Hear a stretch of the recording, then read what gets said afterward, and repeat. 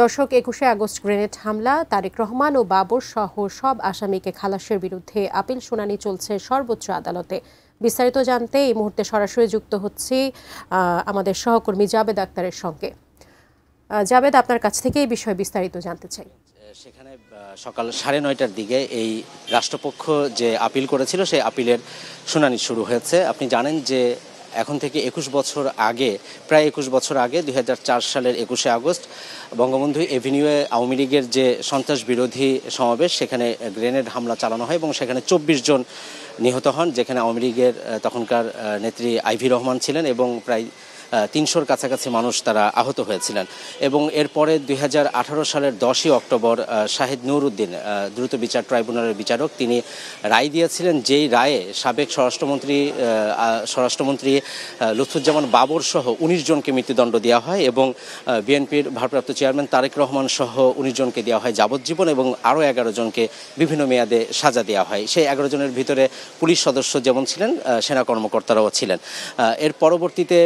হাইকোর্টে এই ৫ই আগস্টের যে সরকার পতন হয়, সরকার পতনের পরে এই বিষয়টি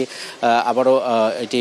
আপিল করা হয় এবং সেই আপিলের শুনানি শেষে গত বছরের ১লা ডিসেম্বর বিচারপতি এ কে এম আসাদুজ্জামান এবং বিচারপতি সৈয়দ এনায়েত হোসেনের হাইকোর্ট বেঞ্চ তারা এই যে বিচারিক আদালত যে রায়টি দিয়েছিলেন সেই রায়টিকে বাতিল করে দেন এবং সেটিকে অবৈধ বলেন। এবং সেখানে বলা হয় যে যেই সাক্ষীর ভিত্তিতে, অর্থাৎ দ্বিতীয়বার যে সাক্ষ্য গ্রহণ করা হয়েছে যে মুফতি হান্নানের, এবং দ্বিতীয়বার যে সাক্ষী এবং সেখানে সিআইডির মাধ্যমে যে দ্বিতীয়বার পুনর্তদন্ত করা হয়, সেই পুনর্তদন্তে তারেক রহমানের নামটি সেখানে ঢুকানো হয়েছিল এবং এর ভিত্তিতে যে বিচারটি হয়েছিল সেই বিচারটি যথাযথ হয়নি এবং যে ডেথ রেফারেন্স, অর্থাৎ যেটি মৃত্যুদণ্ডের অনুমোদন, সেটিকে তারা খারিজ করে দেন এবং আসামিদের যে আপিল, সেই আপিলটি গ্রহণ করে রায় দিয়ে দেন, যার ফলে বিচারিক আদালতে যাদের মৃত্যুদণ্ড এবং যাবজ্জীবন হয়েছিল সেই সাজাটি বাতিল হয়ে যায়। পরবর্তীতে ১৯শে ডিসেম্বর পূর্ণাঙ্গ রায় প্রকাশ হয়, কিন্তু সেখানে বলা হয়েছে যে ২১ আগস্টের যে গ্রেনেড হামলার ঘটনা সেটি একটি নৃশংস এবং মর্মান্তিক ঘটনা হিসেবে উল্লেখ করা হয়েছে এবং সেখানে বলা হয়েছে যে এই মামলায় যেভাবে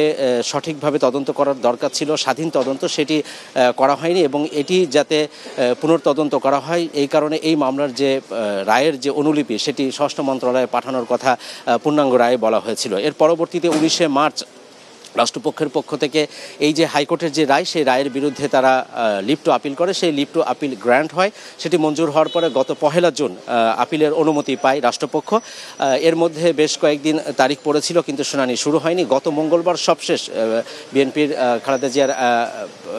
আইনজীবী ছিলেন জয়নুল আবদিন, তিনি সহ আরও যারা বিএনপিপন্থী যারা আইনজীবী আছেন, ব্যারিস্টার এম মাহবুদ্দিন খোকন, কাইসার কামাল, তারা এটিকে দ্রুত শুনানির আবেদন করেন এবং মঙ্গলবার প্রধান বিচারপতি আজ বৃহস্পতিবার এটি শুনানির জন্য দিন ধার্য করেন। আজকে সেই শুনানি হচ্ছে এবং deputy attorney general barrister Abdullah Al Mamun,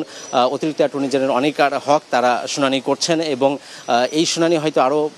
আজকের সারাদিনই হয়তো চলতে পারে এবং এখানে তারা যে বিষয়গুলো তুলে ধরার চেষ্টা করছেন যে এই যে মামলার যে বিচারিক আদালতের রায়, সেখানে আসলে যে বিষয়গুলো ছিল, সাক্ষীদের যে বর্ণনা, সেই বিষয়গুলো তারা এখানে তুলে ধরছেন। আপিল বিভাগ যদি রাষ্ট্রপক্ষের যে আপিল সেটিকে যদি খারিজ করে দেন, তাহলে হাইকোর্টের যে রায়, সেই রায়টি বহাল থাকবে, অর্থাৎ যে এই মামলাতে যে ১৯ জন যাবজ্জীবন প্রাপ্ত আসামি তারেক রহমান সহ এবং ১৯ জন যে মৃত্যুদণ্ডপ্রাপ্ত আসামি, তাদেরকে যে খালাস দেওয়া হয়েছিল, সেই খালাসের রায়টি হয়তো বহাল থাকবে যদি রাষ্ট্রপক্ষের আপিল খারিজ হয়। সাজিয়া।